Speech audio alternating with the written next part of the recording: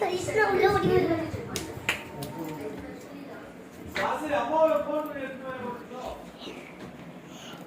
ஏய் எங்க நீ இந்த கிச்சன் எங்க?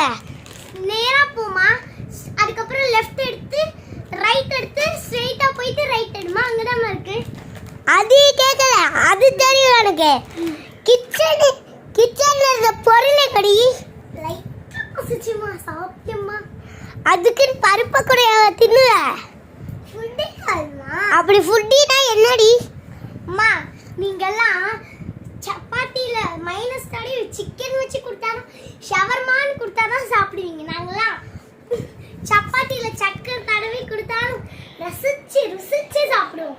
நீங்களாம் டீ குடிக்க டீ டேனும், காஃபி குடிக்க காஃபி டேனும் தேடி போவீங்க. ஆனா நாங்களாம் நாயக்கடை சாயை குடிச்சுட்டு ஹாலியா இருப்போம்.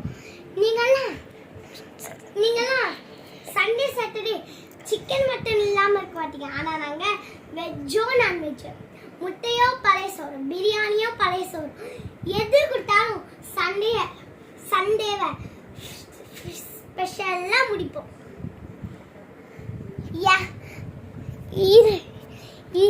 இதெல்லாம் ஃபுட்டி கடை, ஆனா இதெல்லாம் பண்ற ஃபுட்டி கிடையாது. எவன் ஒருத்த பழைய சோறுக்கும் பிரியாணிக்கும் ஒரே ரியாக்ஷனை கொடுக்கறானோ அவன் தாம ஃபுட்டி. எப்பா சாவி போடுண்டா போடா,